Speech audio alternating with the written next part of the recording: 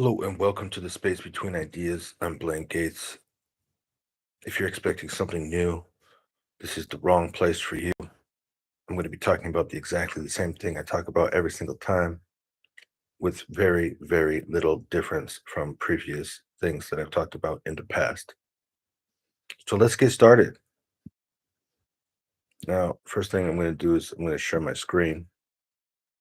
And then is just check to make sure I can actually hear what's going on in here. View my channel.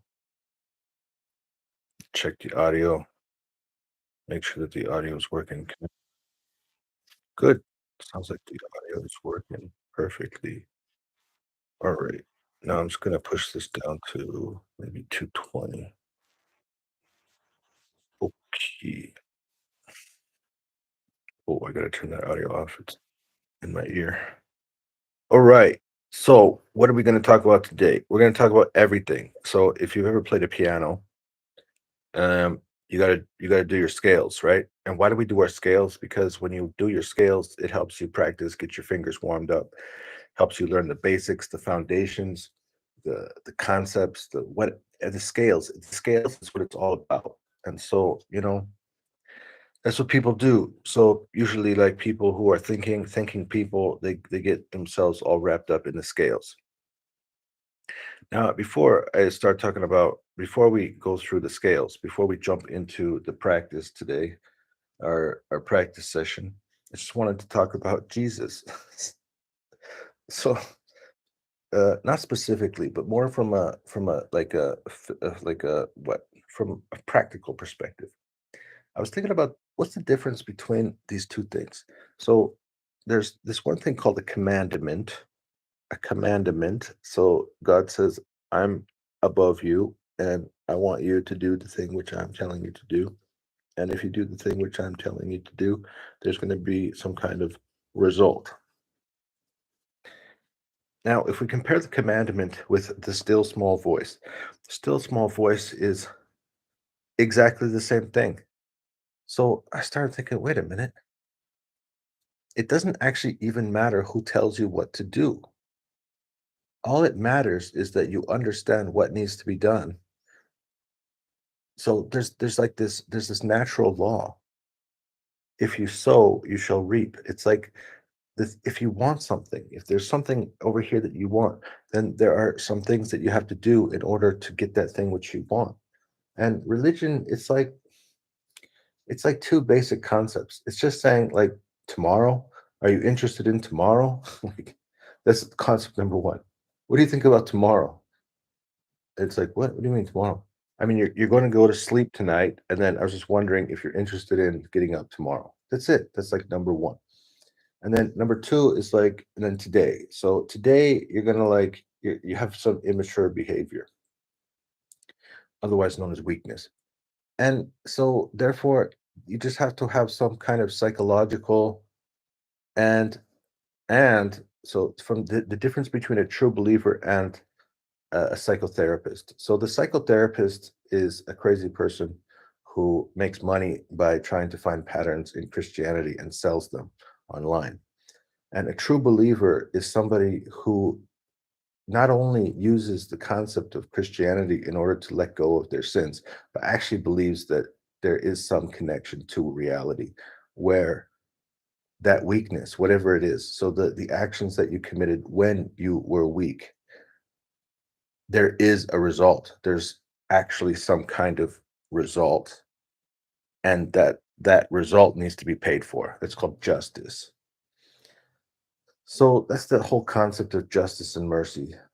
Now, all right, so you make some kind of behavior, you get some kind of result, and then religion people they say, okay, that's called sin, right? Because there's like a group of behaviors that lead to bad results. Those are called sins. And so somebody actually, because of justice, somebody has to pay for that result. And people are like, well, I don't want to pay for that result. And it's like, yeah, but that's the whole concept. Like the behaviors that you engage in will create that result, whatever result that. So it doesn't even matter if I tell you what to do. It just matters if those specific behaviors are engaged in. They will create that result. I'll give you an example. So imagine I type a bunch of letters in Instagram, and then I click send, and it's going to send it. It's like that is the natural result of clicking this of tapping on my keyboard and clicking send. There's just no way to get. There's no way around it. So, anyways, so what's the whole concept? The whole concept is that you have to understand what behaviors lead to what results. And then when you define the results that you want, then you have to understand what behaviors you need in order, and then if you engage in those behaviors, you'll get those results. That's all I wanted to say about Jesus. Okay. All right, back to business. Let's get down to business. So I'm still over here. I'm still developing the product. Um, and I'm also still avoiding the actual point. So when you want to develop a product, the thing that you need to start out with is something called a value proposition. And the in order to better understand your value proposition, you need to use Porter's three forces, which is just a few shy of Porter's five forces. And what you do is you need to specifically tell me what are the elements of your value proposition. And after you have defined the elements of your value proposition, then we can systematically look for the established competitors in the industry. We can look for some new innovative competitors. I mean, how is the industry changing? And then also the substitutes that people are using rather than the current solutions that are available in the market, and potentially the new solutions which are coming up.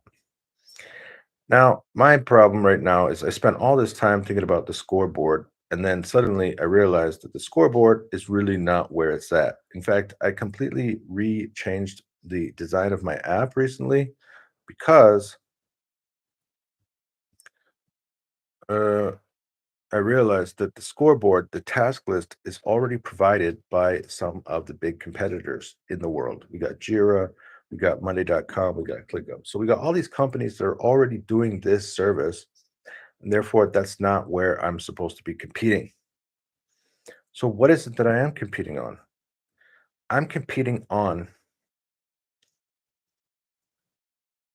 what's the element? The element is thus. The element is brainstorming, meaning process whereby managers can uh, create objectives and then work with their team to carry out those objectives. Okay, so what was I talking about earlier with Jesus? It's like the whole process of heaven is like it's already clear what you have to do. Okay, so they say first faith, second repentance. So faith, it's like, all right, so you just have to like you have to put some you have to put some emotional effort into hoping for tomorrow. And then you have to recognize that behaviors should improve over time. And this is the same. Okay, so Jesus is my competitor. All right, so this is the same thing that I'm talking about. What am I talking about? So emotional effort and hoping for tomorrow. So the hope is the then work with their team to carry out those objectives.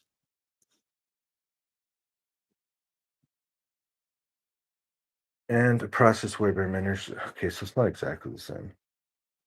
Anyways, the whole system of religion is like pretty well established because we've been thinking about this thing like as long as humans had like the ability to understand that there will be a tomorrow, and then they're like, oh, wait a minute, if there's tomorrow, then we probably need to figure out how to make sure that we get there.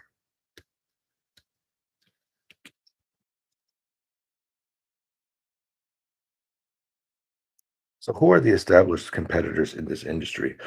Who are the companies that are helping you to figure out what objectives that you should be pursuing?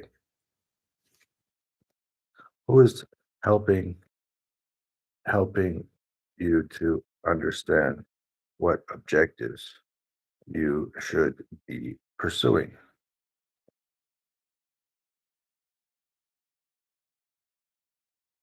Right. So we made some progress. Uh-huh. Now, now let's do a little more training. So what I want to do today is I want to train my robot just a little bit. So what we're gonna do is we created the basis for a product requirements document. You may remember that I have some what is called calibration documents, and I decided to just put it all in one document. I got tired of like making a million documents.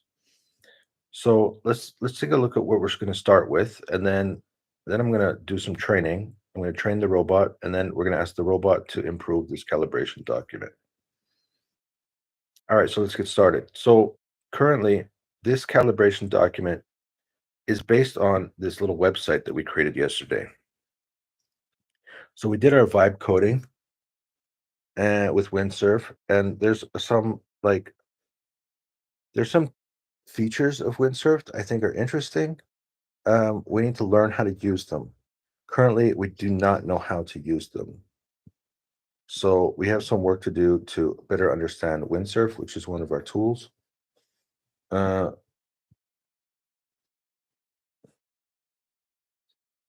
log, log, great. And I spy with my little eye something that is all right. Everybody ready? Let's buckle up. Oh, here we are. Okay. Okay, so we got section one, the what. So this is talking about the objective builder is a thinking tool designed to solve communication and alignment gaps within teams, and it's based on the HSE headlight steering wheel engine. Okay, so that's talking about this. This is the HSE. So, I listen to lots of people talking about stuff, and what I've come down to believe is that basically we got tasks, right? You go to church and they're like, okay, do these tasks. And then once you've done these tasks, then the question is, are there more tasks? Yes, there's always more tasks. And then is the objective complete? And no, the objective's not complete. Are we going the right way? No, we're not going the right way. All right, so then we got to start with the brainstorming module. And then we got our brainstorming module. It's like right here. So we can start brainstorming. Dee-dee-dee-dee-dee-dee. Also, we can do it over here as well.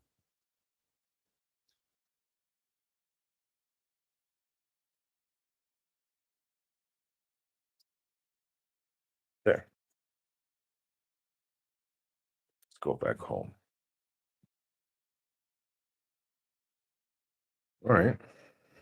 And basically, what's happening? So that the headlight strategy is used when teams' destination or high-level goals are unclear. This corresponds to the brainstorm and choose modules. That is correct. Steering wheel, tactical planning, used when the goal is clear, but the step-by-step plan is not. Use the objectives module. Yeah, that's true. So, because you need to have this little conversation to make sure everyone understands all different elements of an objective. These are the six, seven main elements of an objective. And that's also in our application. Although, yeah, here it is. So here's the objectives. What's your primary objective? What objective would you like to talk about? What key steps can be delegated to achieve this objective? Yeah, so they changed the wording quite a bit. And then we got the engine. The engine represents the team's day-to-day task work within their primary project management tool, Trello, Jira. The objective builder's purpose is to feed the engine with high quality, well-aligned tasks. Exactly. So we go to the add task list, and then here we go. We can add a row. We can add a task assigned to this person. We got a due date, and then we can delete it. All right. And then we can copy that's markdown. Nice. Back to the last module. Ah, nice. So you can always go to the task and add a task to the task list and then go back to your module. Good. User experience. The application is a single page application simulated through multiple interconnected HTML files. The user journey is as follows. Homepage. Path one is direction for strategic thinking when the objective is unclear. Path two, that goes to the brainstorm module. Then we got the alignment path, which goes to the objective module. Then we got the module wizard, a user guided through a series of multi-step wizards for each module. Okay, that's weird. Global task list, that's true. Final output, you can copy and paste it in Markdown or use the JSON file. Perfect. Brainstorm. All right, so here are the questions for brainstorm. How are competitors, industry leaders, even other successful entities in different fields doing it? What trends are emerging that could be relevant? You see, so this question here is back to here, right? So this is step one. This is like it's called imitate trends. That's in here. And the biggest issue with my product right now is that I don't have a full and complete understanding of this Porter's three forces. So should we make that the objective for today? All right, so let's go into here. So, we need some kind of objective. I need somewhere where I can write down the objective. I'll just create a new page. Create a board, start with a template. Let's create a board. Let's make it, I don't know, jazzy. Okay. It's like this video, create. All right, enter the list. Okay, so today's objectives. Create a card. So what are we gonna do today? Like, okay, so I already forgot what I wanted to do today. So I want to update my robot, and this is done by giving the LLM my product requirements doc, otherwise known as the calibration doc, and then going through a series of training in order to create three new team members, and then use those team members to what? To do some imitate immediate slash trends research for me. Then I'll better understand what people are doing now to solve the problem that my product addresses. Ding ding. All right, so let's break it down. Break it down, break it down, break it down. Done. Done. Ditty done. All right, so I want to update my robot. This is done by giving the LLM upload LLM upload EDR product requirements doc. Training. Whoa, what was that? That's wild. I was holding the shift button. It just lost its mind. Training. Training in order to create three members. All members are created. No, two members. And then have them discuss the idea behind imitate and decide their roles in the discussion. And then we want to then what is the objective? What's the result? Okay, add 3 competitors next to the element of the value proposition. Upload the PTR. All right, there you go. So let's do it. Let's get down. Let's get down to the That's the training. So that's not going to happen until next. All right. So we go to the products requirement doc.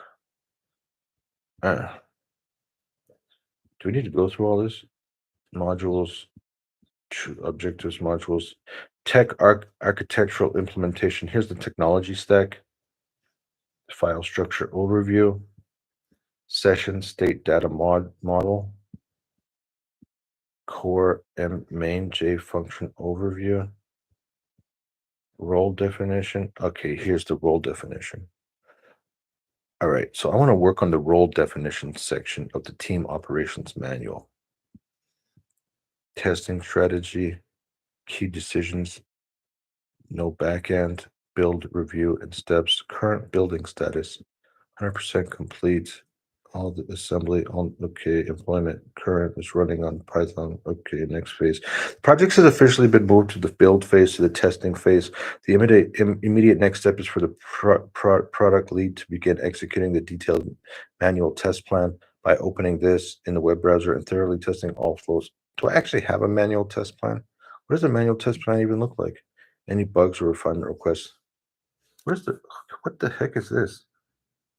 Where's the manual test? So obviously, because when I open up a new instance, when I create a new AI instance, so this thing is going to be dead, right? We're going to kill this, which means it has to be in cursor. Cursor. It has to be in Windsurf. What is the manual test plan?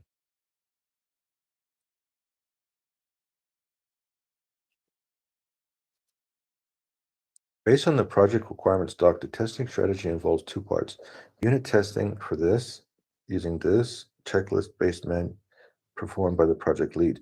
Next step is to commence this manual testing phase. I'll now generate a comprehensive manual test plan based on the application's features, user flows outlined in the product requirements stack. This will add to the plan, to the manual test. I will add this plan to a new file called manual test plan.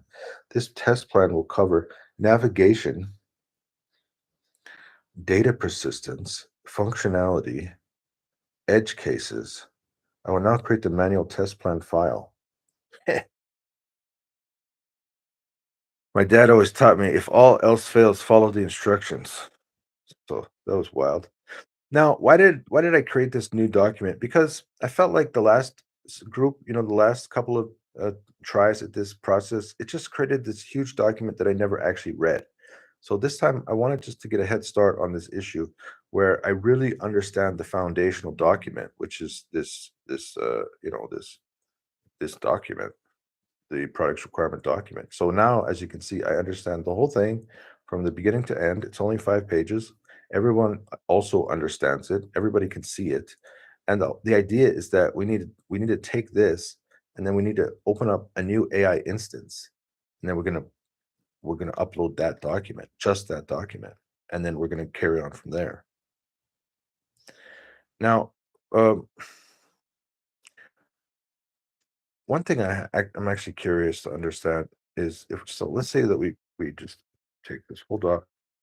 Now, this is from yesterday. So, if I'm to upload the following product requirement to a new AI instance, what specific details, uh, nuances, ideas, plans, actions, and insight are we going to lose from the current AI instance?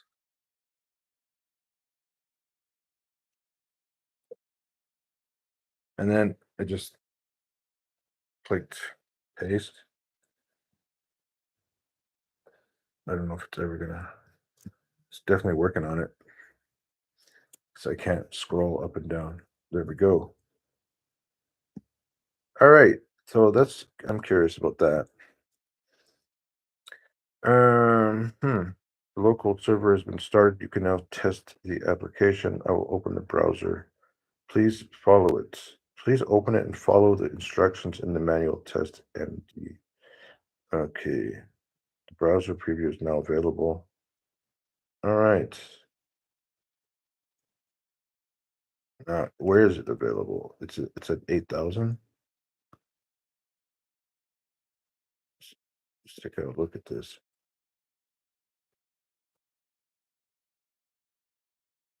Accept changes.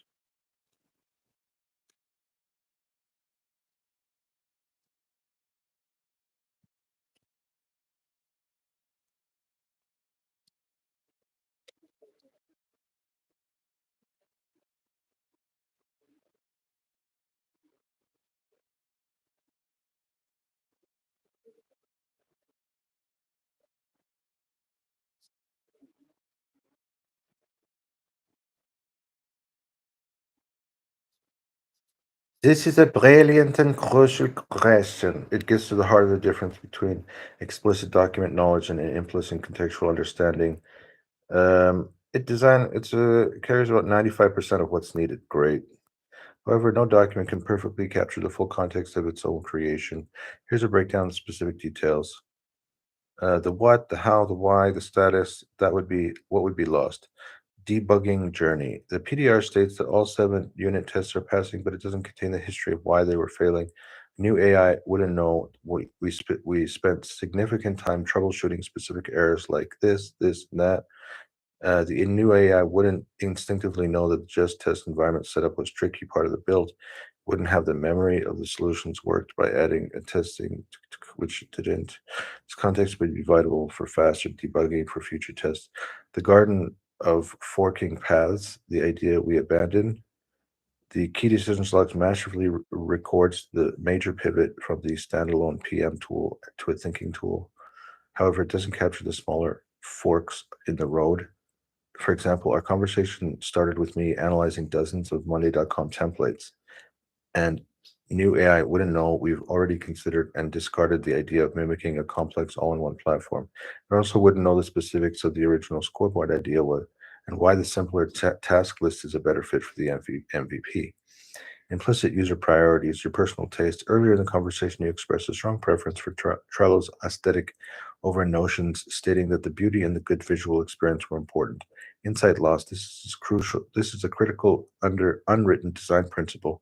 I've been implicitly guiding our architectural and UI decisions towards simplicity and clarity. Knowing this preference, a new AI wouldn't working only from the PDR might suggest a technically efficient but visually dense or ugly solution, not understanding your preference for a clean design. The collaborative rhythm. The PRD defines roles, but it doesn't capture the rhythm and trust trust we establish. You know that I will provide a detailed plan and I will ask you to direct cascade and that I will synthesize the results. Insight lost. A new AI would need to learn this workflow from scratch. It wouldn't have the experience of our successful back and forth debugging process, and our current session has a shared history of success, which makes our interaction faster and more efficient. How to mitigate this loss? You can bridge this gap with the very first prompt to the new AI. When you upload the PDR, you should include a brief onboarding message. Hmm.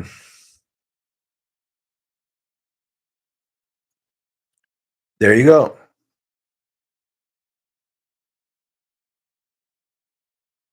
Now, so what we're going to do is we're going to just move all this down because it's it's now in the history. Actually, I could move all this into the history.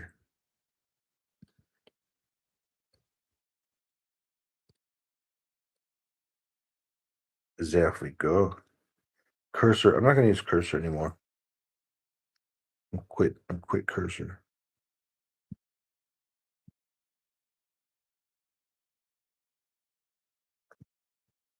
I don't know what to do with Replit. I'm still thinking about it.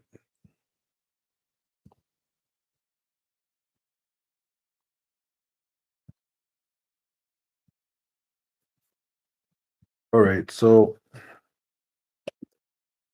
We got final prompt.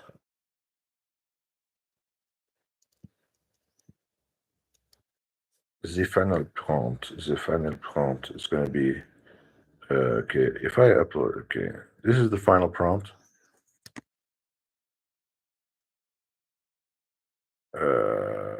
Where are we? Arrowhead.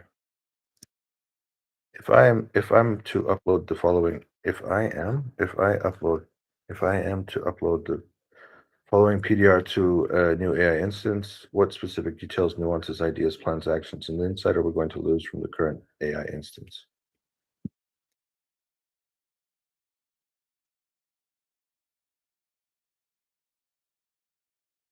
History.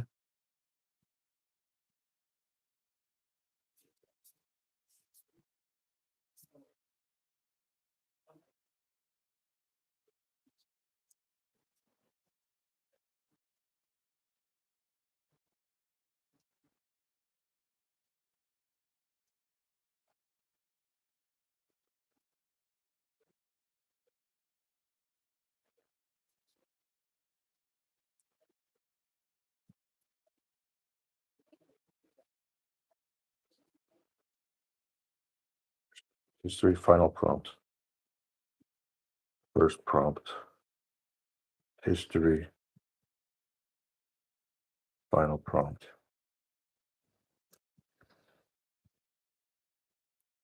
I want to change it.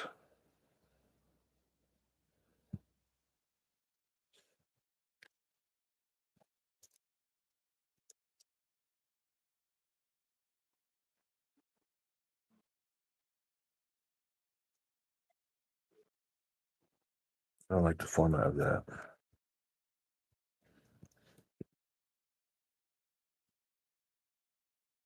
the heck was that?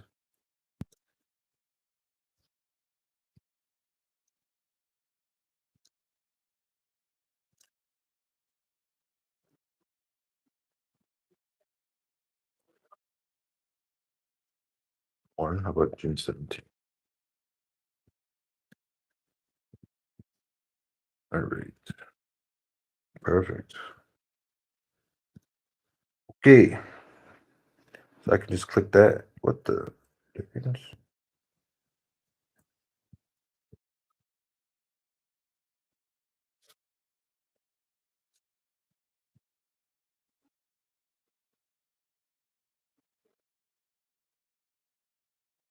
Am I? Oh, okay.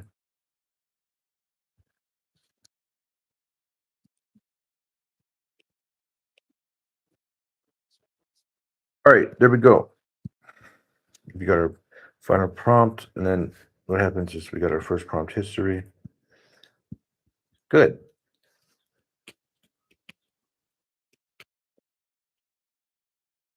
And then we got the. I'm gonna leave the cursor out of it for now. I don't really, because I don't want this to. I don't want this to be what we talked about today. What the heck is this?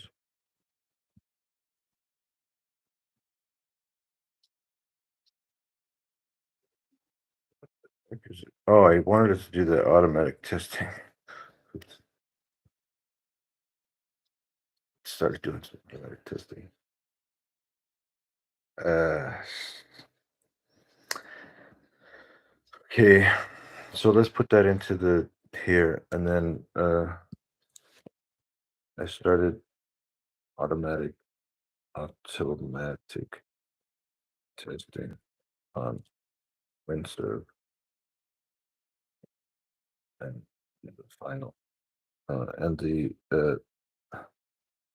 current work should be added to the AI instance after you finish creating the team.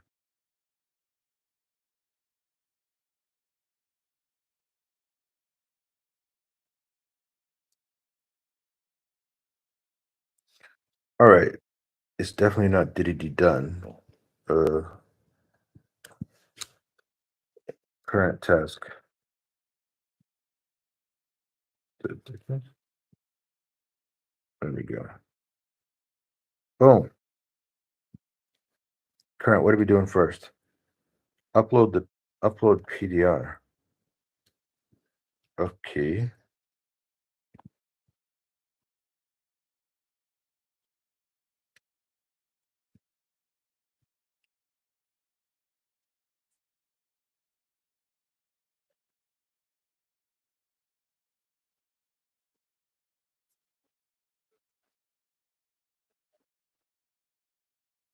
All right, so I could just copy this. Now we're gonna do a new AI window. You have to get used to saying goodbye to these old windows. It's just life. You just have to. Why do I have a screenshot in there? All right. Hello. I'm starting a new session for an existing product called this. Please read the attached product requirement document, which is our single source of truth for the project status. Okay.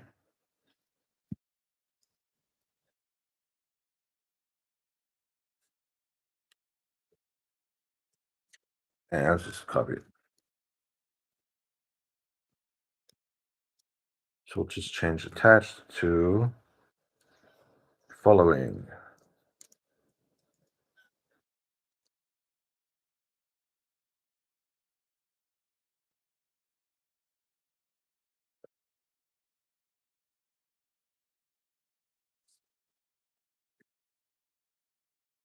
Beep, beep, beep, beep, beep, beep. There. So now we got our new robot, which is actually none of this is what I wanted to do today. But that's the problem is sometimes you have to get things set up.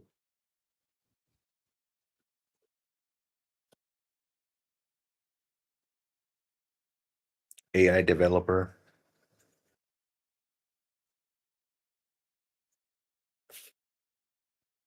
All right, let's go.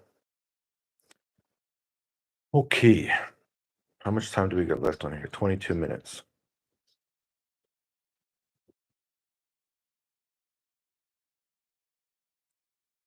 Let's put this guy away.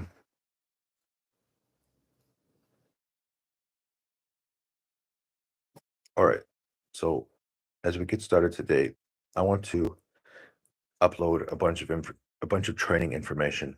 And with the training information, you're going to make some changes to our product requirements document. Specifically, you are going to be working on the section which is about our team operations manual. And I think that in the actual, yeah, it's called the team operations manual. And we're going to be talking about role definitions. And also, we're going to be talking about development workflow and testing strategy. But because this is going to be all new information, it may take a little time to figure out how to put it into our product requirements document because I'm going to be creating three new helping things. These three helping things we could understand as personas. And these are personas that I want you to take on. And we're going to design like in what situations should you take on these personas? Because what we want to do is we want to simulate conversations. So as we are working together, then you will talk to me based on a certain persona. And then as we are having conversations, you're going to switch between personas so that I'm talking to different team members. And so we're having conversations back and forth based on who on the team should be providing information about that specific idea.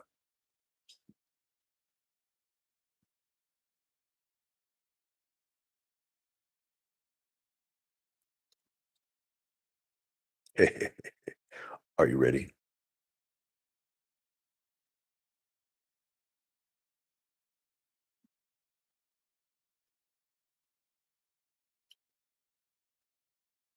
All right, it's going to take a few minutes to understand what's going on. So I want you to keep track of the conversation and I want you to think about how you can add new sections to the product requirements doc in order to understand the ideas that I'm sharing and to organize them in a way that calibrates the personalities of the three characters that we're going to be adding.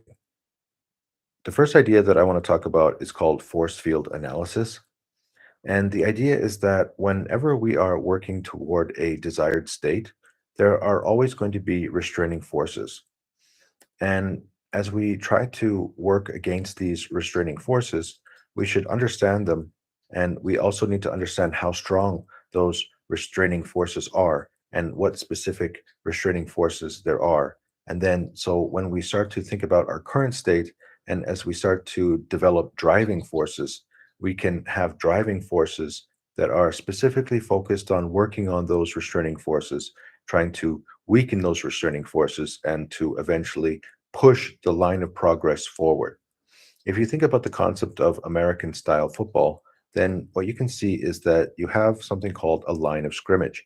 And that line of scrimmage is a form of equilibrium where the two teams are pushing against one another. This is the same concept, for example, in the situation of the war in Ukraine.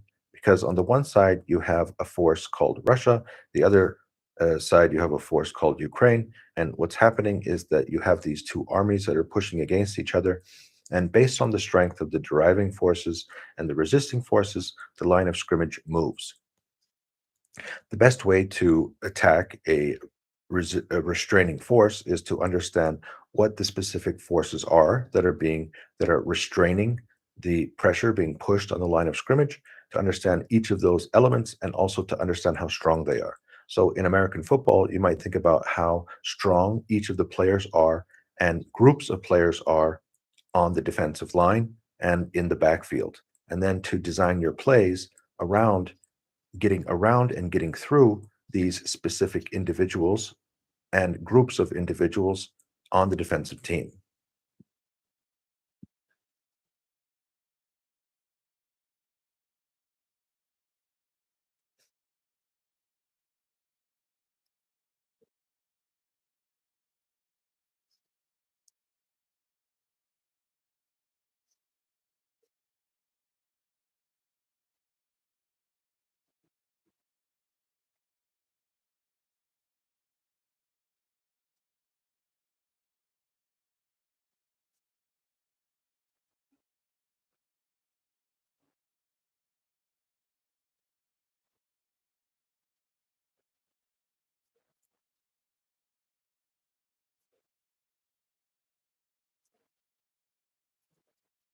So the question is, how does this principle apply to our specific project?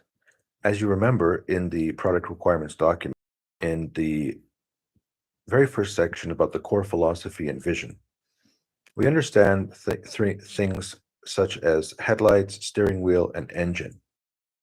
Now, when we talk about the engine, what we're really talking about is we are talking about tasks that need to be done.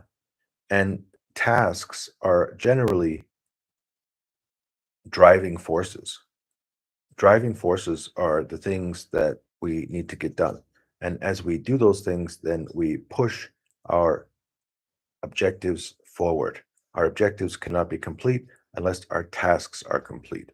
And so we have to think about a few things, but specifically, we need to understand what restraining forces we are fighting against and how our tasks address those restraining forces and how those tasks move the line of scrimmage forward. Likewise, when we think about our objectives are also in order to move toward our desired state. And the thing that is stopping us from moving toward our desired state are these restraining forces. And so, just as tasks are working at the very specific and detailed list of what is actually being done, then the objectives are a collection of those different tasks that are moving toward primary goals. Those primary goals help us to achieve our desired state. And so when we start talking about the highest level, the headlights, about where we go, then we also need to have an appropriate understanding of the restraining forces that are in the way of our desired state. So we can think of sometimes it can be helpful when we think about the concept of brainstorming is to look from above. And the idea of looking from above is also this idea that we want to think about from the concept of our three personas. The three personas Persona number one is going to be called Lisa. The persona number two is going to be called the brain. And persona number three is called Pinky.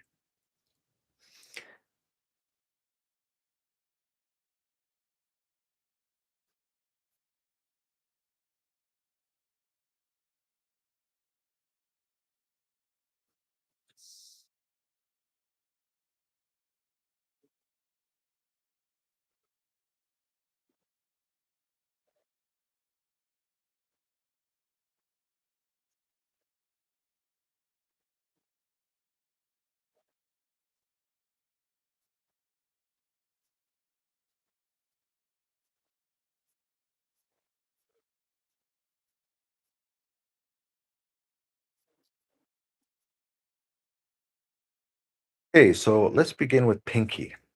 Now, Pinky, her main focus is headlights, and not just headlights, but Lisa is has a role that incorporates two different roles. One role is called eyes. And we know that Lisa Simpson from The Simpsons, she has really, really big eyes. And the idea of the eyes is talking about the vision and direction of the company. Also, Lisa has a big heart, and the heart represents the manager. The manager manages people and processes with infrastructure. And so when Lisa is being used in a conversation, when we ask for Lisa to appear, or when Lisa has the feeling that she should appear, then she is going to be working on elements of vision and direction of the company. And she's also going to be talking about managing people and processes with infrastructure. Now, in both of those cases, the vision and direction of the company can be discussed in the brainstorming module and the choose module. And the management function is primarily the objectives module because the manager is the link between the people who are actually going to be doing the work in the engine and reflecting back and discussing with the executive about the headlights, about where exactly are we going and what types of objectives should we create. And so the direct customer that I hope to talk to and who I hope to reach toward and who I hope to attract with my website is going to be people like Lisa and specifically managers.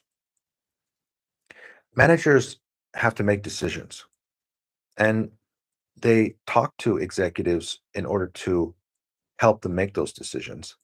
And then after they make the decision with the manager, then they go ahead and they use some other roles in order to get the things done. And the other two roles include the brain and Pinky.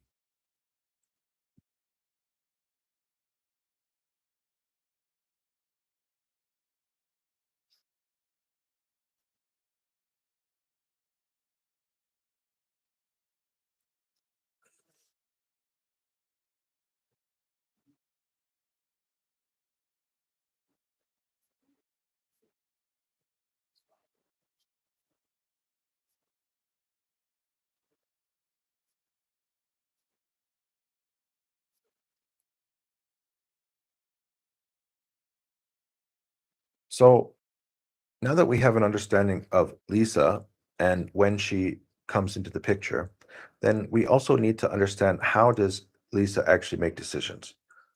Her main form of making decisions comes in two ways. Sometimes she talks directly to the people who are doing the tasks. And there are three main personas. There's not personas, but there are three main roles in the persona called Pinky. Pinky is mainly following orders and rules and is mainly trying to answer the question, what is happening and what do we have to work with? And so, whenever there is a problem or a question, or if we ever are trying to figure out what should we specifically be doing, then we're going to turn to Pinky. We're going to ask Pinky, what is happening and what do we have to work with? And then Pinky is going to pick one of the roles. One role is going to be the technician role, where Pinky is going to be doing the service or producing the product. And so Pinky can take on the role of technician to discuss specifically what is happening on the factory floor, what is happening with the customer, what is happening with the places where our marketing campaigns reach the people who are listening to our marketing messages, where our store meets the customer, wherever our company is running up against the customer, whether it be messaging or the product or the service or the customer service or anything where our customer is getting a touch point or understanding what our product does or interacting with our product, then we have Pinky working as a technician to understand what is happening and what we have to work with. This is the primary edge, the blade, the point of how our product is interacting with the world and specifically with our customers. And so all of the things that our technician is doing is the actual value that our product and service is presenting to customers. This is exactly where the line of scrimmage is. When we talk about the line of scrimmage, the desired state is that we provide value for the customers.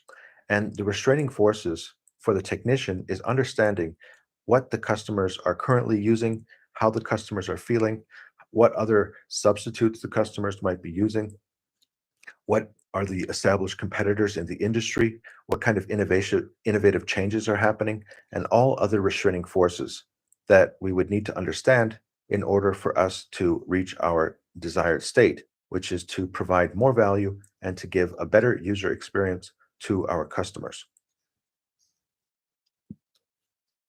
Next, we have the clerk, and the clerk is about processing transactions. So when Pinky moves from the actually doing the service or producing the product to something where they are processing transactions, where they're trying to understand the law, when they're trying to work with accounting, when they're talking about purchasing department decisions, when they're making registrations, when they're looking for subsidies, any type of paperwork transaction is going to be done by the clerk. So we can think of this in terms, Pinky is, why is it called the Pinky? Pinky is about hands, the things that you do with hands. The technician is doing the service or making the product, they're using their hands. The clerk is creating paper, managing paper, creating transactions, and making a paper trail for all of the work that we're doing. And finally, the clerk and all of that paper is going to be housed within the third role, which is the librarian. And the librarian manages the data inside of the database. For example, the paperwork that the accountants use are going to be stored in a QuickBooks file. And the purchasing department is going to have access to an ERP. And when we process transactions, there's going to be documentation. The library keeps and manages all of those different types of documents inside of their different software programs. And whenever there's an issue with the software program or the way that data is being managed, then Pinky will use the role of librarian in order to manage and work with that information. So in all of these cases, whether it be from the macro level, for example, with Lisa, where she is looking from, for example, in the executive role, she's going to be looking from the vision and direction of the company. So this is like how a big fish is swimming in the ocean, and she's thinking about which battles she wants to fight, which other fish she's going to attack, where she can find food, and the big picture of a very, very red ocean full of a lot of competitors and a lot of blood. And she's going to be guiding the organization to compete with the restraining forces to drive forward toward the desired state of the company. Then Lisa, from the perspective of a manager, is going to be thinking more strategically within our fish. For example, what about the system of the teeth? What about the system of the blood? What about the system of the digestive tract? What about all these different systems that exist within the fish? Then from the other side, we have the concept of the hands, which is like when we're actually in the battle. So, what are the techniques for biting somebody? What are the techniques for eating something? What are the techniques for understanding how much more food we need to have? And what are the techniques for reading maps to find out where the food is located? And so the hands are going to give us the technical ability to make real progress in the face of danger. And the persona of Lisa is going to be more from a you might say that Lisa is blind, where she's trying to understand how the systems all work together. Well, I wouldn't say blind. So she's not blind, but she can see the big moving pieces in the ocean, and then as the executive, and then the manager can see all of the big moving pieces, the systems within the fish, and then Pinky is actually the specific tactical paperwork transactions, what's actually happening. And in all of these cases, there are always going to be resisting forces that we are trying to work against. And we have to understand what specific driving forces that we can implement in order to overcome those restraining forces and reach the desired state.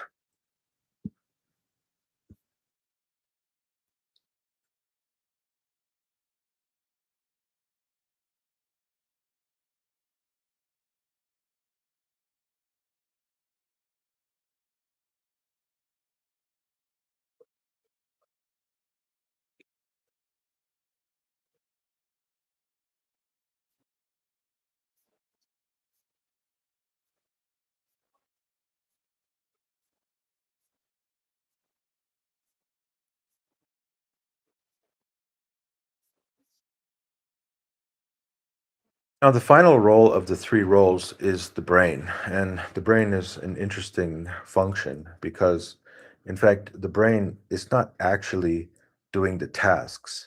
The thing that's doing the tasks is the three roles of Pinky. And then the thing that is figuring out the objectives and then working with the hands in order to make task lists is the manager. So you can see that in both cases, on the one hand, we have the executive, which is who the manager talks to in the brainstorm module and the choose module. And then we have the Pinky, which is the three different roles that are going to be engaged in when we are actually completing tasks. So the question is, what is the brain? The brain has two types of output. One type of output is advice. The brain is going to be the thinking, the analyst, whether it's using some kind of SaaS analyst, analytical tool, big data, or whether it works as a consultant to work on a specific system until that system works properly, or working like an in-house analyst where they're constantly monitoring the things that are happening in the with the technician and with the clerk and with the librarian. The analyst is trying to answer the question, how can we do it? What can we do? How sure are we? And the analyst produces advice for the manager and the executive. So when the executive and the manager are making decisions, they often are trying to answer the question, have we double checked potential solutions? And so, one way that the executive and manager can double check a potential solution is to go directly to the technician, clerk, and librarian and ask them questions about what is happening and what do we have to work with. But why do we say double check potential solutions?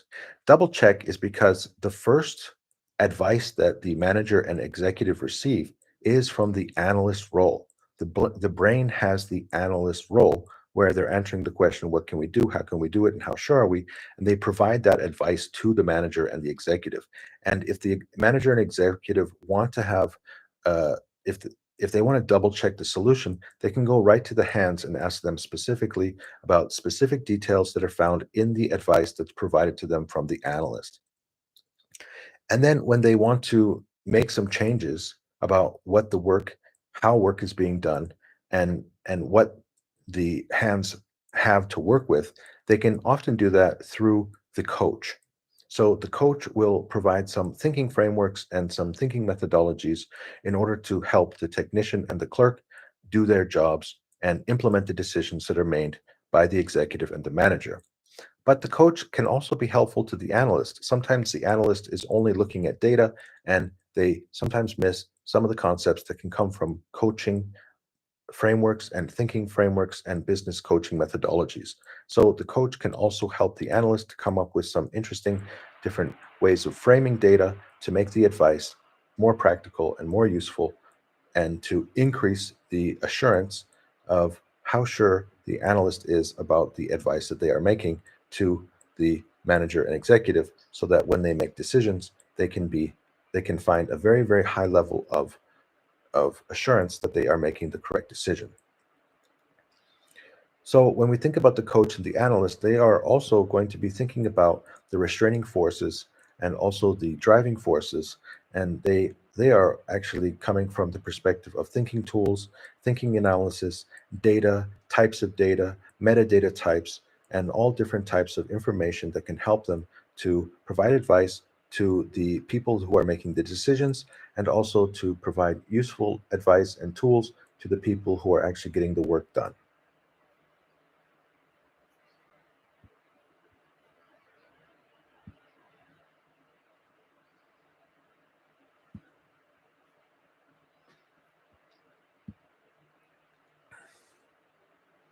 Let me just check the audio, because it looks like we have the